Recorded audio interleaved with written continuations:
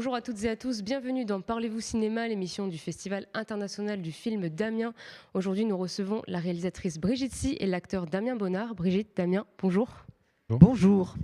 Alors cette année, vous êtes invité au FIFAM pour présenter Le Bonheur et pour demain en avant-première. Sa sortie en salle est prévue le 31 janvier 2024. Alors pour revenir un petit peu sur le film il porte sur une jeune femme, Sophie, qui est jouée par Laetitia Casta, qui se lasse de son quotidien avec son conjoint, son enfant, et elle tombe sous le charme de Claude, que vous incarnez, Damien Bonnard.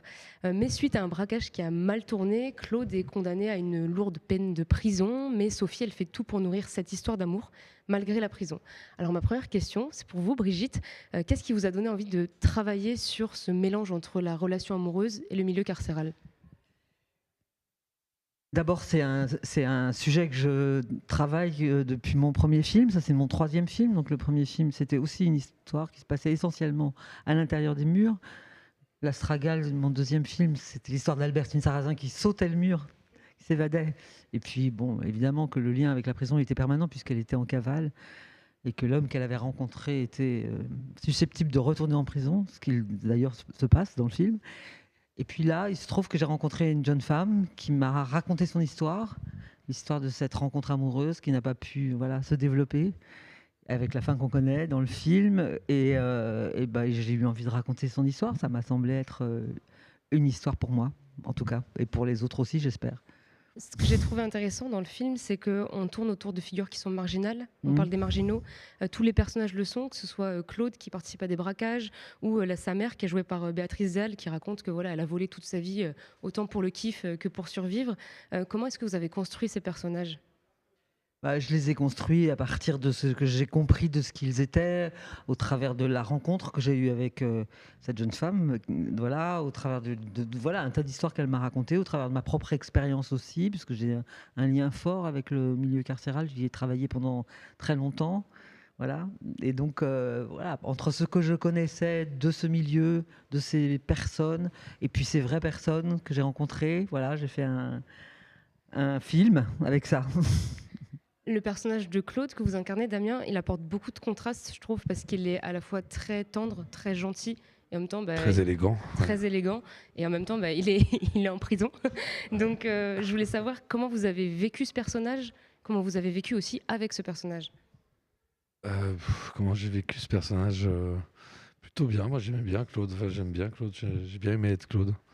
Mais non, mais en plus c'était une histoire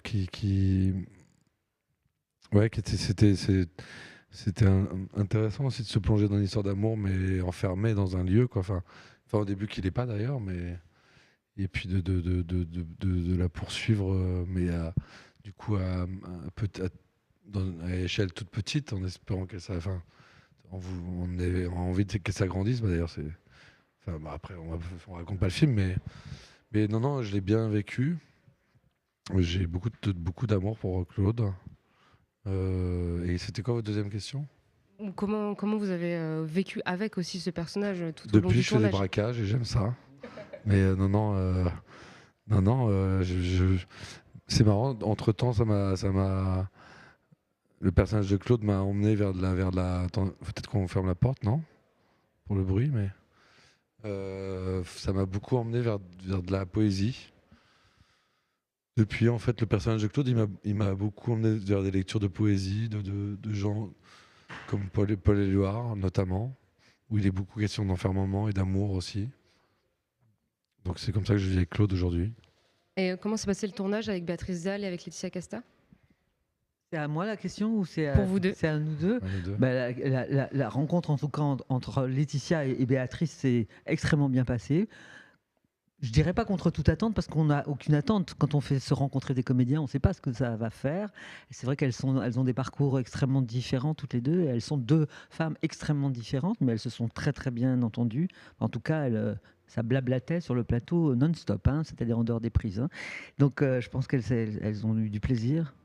Et la rencontre entre Béatrice Dalle et Laetitia Casta, c'est ça que vous m'avez demandé ? Même avec le reste du film, le reste de l'équipe du film, comment s'est Guillaume, passé le tournage de manière Guillaume, générale ? avec tous les autres acteurs, Guillaume Verdier, Sarah Le Picard, Carole, Carla Char, Coralie Coralie, ça y est, j'ai un trou. Coralie. Ouais, je crois qu'elle a changé de nom, non? Non, ouais, elle s'est mariée, mais enfin bon, Coralie Russier. Ouais, aussi. Et voilà, tout le monde, c'est bien. Tout le monde n'est pas tout le temps en même temps dans ce film, comme vous avez pu remarquer. Les scènes sont souvent c'est 2, c'est 3. Il y a une scène de groupe au début, mais enfin voilà, les gens ne se sont pas. Alors on avait fait une lecture commune, bien évidemment, avant de tourner, pour qu'on soit tous un peu imprégnés du scénario de la même manière, enfin au même temps. Mais tout s'est bien passé. L'équipe du Nord a été super, mais vraiment super. Non, on a fait un tournage vraiment tranquille et heureux, vraiment. Ouais. Pour vous aussi, Damien, c'est bien passé ce tournage? Non, absolument pas. Si, non, mais si, c'est pareil. C'est vrai il y avait une joie d'aller faire ce film tous les jours. Il y avait un vrai truc et puis de le construire ensemble aussi, parce que c'est vrai que Brigitte, on avait beaucoup parlé des personnages, et puis après on s'est plongé dans l'époque, parce que c'est les années 90 quand même. Et puis les costumes et toutes ces choses-là, quoi. Et puis après, ça a été non, tout et c'est vrai qu'on s'est pas croisés toujours. Enfin, après, moi, j'ai découvert au film toutes les scènes avec Guillaume que j'avais pas forcément vues, ou avec Coralie, tout ça. Mais donc, moi, j'étais quand même très souvent avec Laetitia, Béatrice et Karl. Et puis mes co-détenus, et puis la prison, mes gardiens préférés. Et non, c'était. Non, mais en plus, c'est toujours réducteur de dire c'était un super tournage, mais c'est vrai. Enfin, on a travaillé, mais c'était un. Je sais plus, je sais pas combien on a eu de temps ou pas, je me rappelle. Ouais, ce qui est pas très gros, pas beaucoup, mais en même temps qui est déjà beaucoup, mais c'était quand même. Non, c'est un. Ouais, moment fort. c'est un film un peu comme les 2 premiers que j'ai faits, qui a été très très préparé en amont. D'abord parce qu'on a mis du temps à le tourner. Ça a été long à produire ce film, à trouver les solutions financières pour le tourner. Donc c'est un tournage qu'on a très très préparé sur le découpage. On a fait tellement de versions, tellement de découpages, qu'en fin de compte, c'est vrai, quand on arrive sur un plateau qu'on sait voilà, où on met la caméra, est-ce qu'on veut voir et ne pas voir, bah ça va quoi. Il y a juste à jouer et à regarder jouer, et puis ça va, ça roule, ma poule. Comme ça roule ma poule, je vous propose qu'on regarde du coup tout de suite un extrait de Le bonheur est pour demain.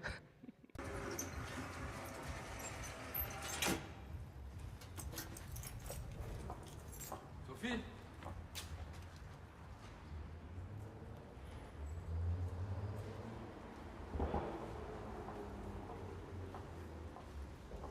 Sophie.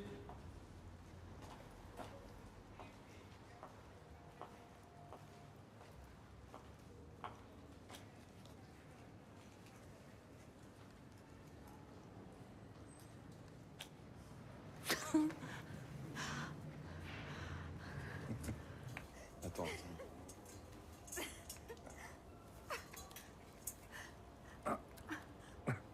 Ah, c'est décroché. Ah merde! On la récupérera plus tard.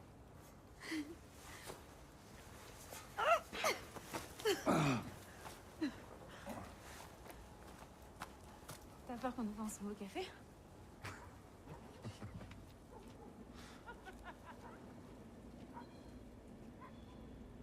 Je trouve que dans ce film, il y a des personnages, il y a très peu de personnages déjà, et comme vous disiez, on est toujours sur des personnages qui sont par 2, par 3, grand maximum. Et vous parliez de l'enfermement aussi tout à l'heure, et je trouve qu'on se retrouve toujours dans les mêmes lieux, le même quartier, le vidéoclub où Sophie elle travaille, l'appartement de la mère de Damien, ensuite la prison. Est-ce que c'est un moyen de parler de l'enfermement, à la fois de l'enfermement de la prison, bien sûr, mais aussi l'enfermement du quotidien? Bah, à la fin, ça sert le propos, mais c'est pas volontaire, c'est pas ça. C'est aussi quand on a 30 jours de tournage, en effet, et un budget qui n'est pas un budget hollywoodien, on est obligé d'aller à l'essentiel. Donc toutes les scènes sont des scènes essentielles. Alors, on ne va pas écrire une scène de déambulation qui n'est pas nécessaire. Donc, parce qu'on n'a pas le temps de la faire, parce qu'il y a des scènes qu'on a failli ne pas faire tellement on avait peu de temps, et qui étaient des scènes d'articulation, que si on ne les avait pas faites, on serait bien embêté. Et on les a fait vraiment, voilà. Heureusement, on peut la faire, quoi. On a eu 5 minutes pour la faire, on l'a faite. Donc, si vous voulez, ça sert le propos. En effet, parce que tout le monde est enfermé dans sa problématique, dans sa maladie, dans son désir de voir l'autre, dans l'attente de revoir l'autre, etc. Mais c'est pas. Si j'avais eu des moyens colossaux, j'aurais sans doute eu un peu plus de scènes extérieures qui ne servaient à rien, parce que c'est bien aussi de faire des scènes qui ne servent à rien. Souvent on fait des scènes qui ne servent à rien, souvent on les utilise pas aussi, mais on peut pas savoir. Mais sans doute que si j'avais eu 5 ou 6 jours de plus, mettons, hein, pour dire ça, j'aurais tenté d'autres choses, mais voilà, c'est comme ça. Et vous, sur l'enfermement, vous parliez tout à l'heure de Paul Éluard. Vous avez été nourri d'autres lectures que celle-ci Non, pour c'est parler de l'enfermement. après. C'est juste après, ouais. Et non, après mes lectures, non. C'était, j'ai lu plutôt des romans de femmes qui ont vécu ça. Donc l'amour en prison ou avec avec des prisonniers. Je me suis plutôt penché sur des paroles de femmes avant le film. Mais c'est après, après c'est après que la poésie est arrivée, mais c'est un peu un hasard, hein. Mais non, c'est plutôt des livres de témoignages de femmes de prisonniers. Parce que ça bouleverse des vies, hein, ça les casse en deux. Donc et des couples, enfin, entre les couples qui existaient avant ou ceux qui se créent après en prison. Mais enfin, c'est surtout ça que j'ai lu avant. Et en plus de l'enfermement, je trouvais qu'il y avait évidemment le thème de l'absence. Et je trouve que le thème de l'absence, il est là dès le départ, avec le père du premier enfant de Sophie. Il s'en occupe assez peu. Voilà, il se drogue pendant qu'il a son enfant. Puis voilà, il se barre complètement. Il s'occupe pas du tout d'elle ni de son gosse. Voilà, et le personnage de Claude qui, lui, construit une vie intime et familiale sans personne, enfin juste avec une sorte de forme d'absence aussi, puisqu'il est complètement enfermé dans la prison. Elle signifie quoi, l'absence, dans ce film, pour vous deux ? Ah bah c'est le sujet principal, hein, du film, le manque amoureux et l'absence. Et comment on tient, comment on arrive à tenir avec ça, comment on va au bout du truc, alors que c'est absolument c'est une douleur. Et que l'amour est toujours plus fort que la douleur. Et même si l'amour, c'est une manière de souffrir aussi, on souffre beaucoup d'aimer, même quand on n'est pas dans le manque, là c'est renforcé, voilà. C'est le manque, l'amour, le manque, l'amour qui se répondent jusqu'à... Enfin, c'est embêtant de parler du film parce que les gens vont le découvrir. Si on dit tout, on est embêté. Mais voilà, cette espèce de combat avec une force motrice qui est l'amour. Comment on lutte contre l'attente, comment on lutte contre le manque, qu'est-ce qu'on fait du manque et de l'attente et de l'espoir. Voilà. C'est ça le sujet du film. Ouais. Vous avez quelque chose à ajouter, Moi, Damien ? je vais faire une phrase philosophique. Non, mais j'ai l'impression que, l'absence, ça fait grandir la présence. Je sais pas, c'est un de mes, comme en amour, enfin dans l'amour notamment, c'est que le fait d'être loin, tout ça, on fait grandir tout ça en soi, quoi. Enfin, et on est obligé, et surtout en étant en prison, que ça existe encore plus fort dans sa tête, pour soi. Sinon, on ne tient pas. Et puis, mais même en dehors de la prison, quand on peut pas se voir tout le temps, tout ça, ça fait grandir l'absence, quoi. Complètement, mais c'est exactement ça dans le film. Finalement, elle est plus heureuse avec Claude qui est absent qu'avec son premier conjoint qui est d'une certaine façon, présent mais absent aussi, en fait. Exactement. Et d'une certaine façon, ce dont elle ne se rend pas compte, c'est que le bonheur, il n'est pas pour demain, il est pour dans ce qu'elle vit. Parce que évidemment que cette séparation et le manque amoureux que ça provoque, c'est aussi une jubilation et une jouissance. C'est-à-dire que le rêve, c'est aussi un plaisir. Voilà, donc et tout ce qu'on imagine aussi. Ouais, tout ce qu'on imagine que c'est, que ce sera, que ça va être. Voilà. Qui oriente le plaisir et qui soutient le plaisir et le désir aussi, je pense. Pourquoi vous avez tourné ? Pourquoi dans les années 90 ? D'une part parce que l'histoire dont il est question dans le film s'est passée dans les années 90, que les années 90, c'est un temps où les téléphones portables n'existaient pas. Et puis... c'est pas un film de reconstitution des années 90. Les années 90 dans le film sont une allusion. C'est-à-dire qu'on voit une moto qui correspond aux années 90, on voit des vêtements qui correspondent aux années 90. On est dans une ville qui a peut-être pas beaucoup changé à Roubaix et à Lille, dans les quartiers où on était. Là, la prison, les années 90, les années 2000, c'est pas si différent. Il y a quelque chose ça donne une chose un peu intemporelle au film, moi, qui me plaît, parce que c'est d'abord une histoire, c'est presque une tragédie grecque, ce film. Et j'aime bien le côté intemporel de ces années 90-là, telles qu'elles sont montrées dans le film.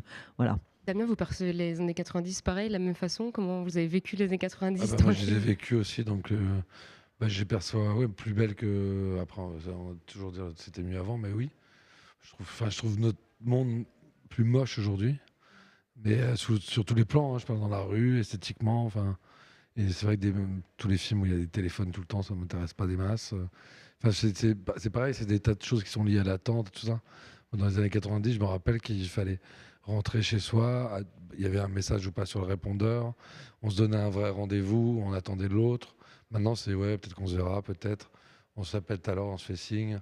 Enfin, finalement, il n'y a plus de vrai rendez-vous, il n'y a plus d'attente, il n'y a plus de rendez-vous ratés.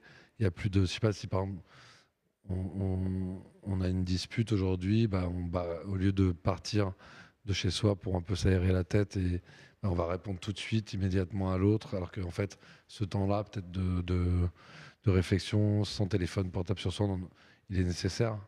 Enfin, c'est des tas de choses comme ça qui dans le film, sont belles. Enfin, du coup, les rendez-vous sont des vrais rendez-vous. Ouais, je me questionne aussi sur les années 90. Je suis pas tout à fait d'accord avec vous, mais je Ah bon comprends aussi. Oui, sur le côté peut-être la spontanéité des rendez-vous. Je pense qu'on essaye encore de le faire. Non, sur la spontanéité des rendez-vous, sur le. Est-ce qu'on n'essaye pas aussi de se débarrasser justement? Je pense qu'on est aussi à une époque où il y a tellement de trucs numériques. Ça, je suis bien d'accord. Les gens ont tout le temps leur téléphone. Les gens sont Ouais. tout le temps. En fait, dès qu'il y a un problème, on peut envoyer un SMS et la personne elle est au courant. Dès qu'il se passe quelque chose. Et en même temps, je pense qu'on a aussi des réactions, en tout cas dans ma génération, où on essaye complètement de s'en débarrasser et complètement de s'affranchir du téléphone et de faire des choses sans. Bonne nouvelle, Ouais, parce que je nous, on trouve n'est pas au qu'on est- courant, hein, nous, on n'a pas remarqué ça. Je trouve Mais qu'on super. je trouve qu'on est plus comme ça et qu'on essaye peut-être aussi de. Je pense que justement placer le film dans les années 90, c'est aussi nous faire miroiter des choses qui ont existé et qui nous donnent envie. Il y a vous avez vu tout ce qui est vintage revient vachement à la mode, les vinyles, les pâtes def, je sais pas le grain aussi. Et je pense qu'il y a du coup peut-être cette envie de faire autre chose et d'être plus surpris par une forme de spontanéité. Je sais pas. Moi, je le vis un peu comme ça. Ah ouais, tant mieux, tant Tant mieux. mieux, tant mieux, Ça, c'est tant une- mieux. C'est une Mais, bonne nouvelle. Mais je comprends du coup Nous aussi, l'envie de se placer dans les années 90 aussi, pour ce côté, oui, complètement, peut-être intemporel, peut-être suspendu aussi, peut-être un temps suspendu, mais je pense que les années. Non, je pense que dans les années 90, le temps était pas suspendu. Mais c'est vrai que la prison, c'est la séparation, Mhm. c'est l'impossibilité de rejoindre l'autre où il est. Et ça, c'est renforcé considérablement par le fait qu'il n'y a pas de téléphone portable dans les années 90. Alors aujourd'hui, il y a des téléphones portables clandestins dans les prisons, mais il y a aussi des téléphones autorisés. Alors ça change un peu, mais ça change pas tant que ça. Hein, c'est pas tant par rapport à la prison, c'est par rapport au fait que sans portable et sans possibilité de se voir, ça renforce l'idée de la solitude, de l'isolement et comment on dit, du caractère précieux de la rencontre. Je vois ce que vous voulez Dans dire. le parloir. Passer par des lettres Par les écrites, lettres, par ouais. des. On prend beaucoup plus son temps cette fois-ci pour écrire que pour un C'est SMS. pareil, poser des mots sur une feuille de papier, c'est très différent qu'un texto. Par contre, il y a un truc qui n'existe plus vraiment aujourd'hui, c'est les vidéoclubs. Et j'ai adoré voir Oui, le il y en a vidéoclub. encore Il y en a quelques-uns, encore, mais heureusement, ouais. plus Avec beaucoup. des C'est vraiment avec des VHS. Non, plus mais vraiment. VHS, non, mais avec des Ah DVD. oui, des Avec des vidéos, DVD, avec ouais. des DVD, ouais. Mais Mais il pourquoi n'y en a vous pas avez- beaucoup non plus. Hein. Pourquoi Sophie elle travaille dans un vidéoclub? C'est pareil, c'est pour l'inscrire dans les années 90. C'est un hommage au cinéma. C'est Non, parce que en fait, parce que c'était en vrai comme ça, et que la jeune femme que j'ai rencontrée travaillait dans un vidéoclub, et donc je me suis dit, c'est quelle trop bonne idée, quoi. J'aurais peut-être pas eu cette idée, je l'aurais peut-être mise dans une crèmerie si j'avais pas su qu'elle avait travaillé dans un vidéoclub. une dernière question. Pourquoi avez-vous tourné dans le Nord? Parce que c'est la première région qui nous a donné des sous et que ça me plaisait, donc j'ai pas cherché midi à 14h. J'ai trouvé ça super. Mais en fait, c'était la meilleure, je pense. Enfin, Ah on n'a pas tourné dans les autres, du coup. on n'a pas tourné dans les autres, on sait pas, mais en fait, tout cas, elle on était- était. Il y avait un truc qui Ouais. nous apportait beaucoup pour le film. Ouais, beaucoup. Ouais. Et non, avant-dernière question, c'était du coup, je refais. Donc Ouais. avant-dernière question, et cette fois, dernière question. C'est quoi vos projets pour la suite, tous les deux? D'abord moi, bien sûr. Et, Ouais, bien sûr. Non, je non, sais. non, mais je rigole. Je suis en train d'adapter le livre d'une amie. Donc, voilà, que je suis en train je viens de commencer donc l'adaptation avec Frédéric Serve aussi, avec lequel j'ai écrit Le Bonheur est pour demain, co-écrit disons. Et voilà, on vient de commencer à travailler là, donc voilà. Et on jouera dedans, nous, ou pas Franchement, Mais qui se place attends, non, mais attends, il y a que des bonnes femmes dedans. Mais Je rêve de jouer une femme. mais je veux bien que mais il y a d'autres possibilités dont je te parlerai. Oui. Ouais. Non, déjà, on va pouvoir commencer à partager ce film de plus en plus. Parce que jusqu'au 31 janvier, on va commencer à faire des avant-premières, enfin, comme on fait là. Après, il y a la vie de ce film. Donc ça, c'est les projets, on va dire là. Mais après, en vrai, moi, j'ai tourné... Pardon, parce que je suis un peu malade, mais... J'ai tourné beaucoup de choses cette année, donc qui vont sortir l'année prochaine. Je pense que je vais certainement saouler tout le monde, mais des choses très différentes en même temps. Donc ouais, là, il y a un film avec Vincent Pérez aussi, de Vincent Pérez qui sort bientôt aussi, Maître d'armes. J'ai fait un film, le premier film de Céline Salette, qui est sur Niki de Saint-Phal. J'ai fait un film avec Kiyoshi Kurosawa. Enfin, j'en ai fait beaucoup qui vont sortir. Donc on vous retrouve l'année prochaine au ouais. FIFAM. J'imagine, en plus, ouais, à Amiens, il manque que le D pour moi. Bah oui, il manque que le D. Ouais. Je sais. Mais merci Brigitte. Oui. Non, moi je disais qu'il y avait un accordéoniste qui s'appelle Roger Sy dans le Nord. Faut quand même le savoir, parce que si c'est pas courant, hein, et Roger Sy, accordéoniste, parce que moi je joue de l'accordéon aussi. Faut le savoir aussi. Il y a une scène que tu as enlevée, non? Comment? Tu as enlevé la scène où tu jouais. Ouais, j'avais tourné une scène où je jouais. Ouais, je l'ai. Si. Pourquoi? Parce que la scène.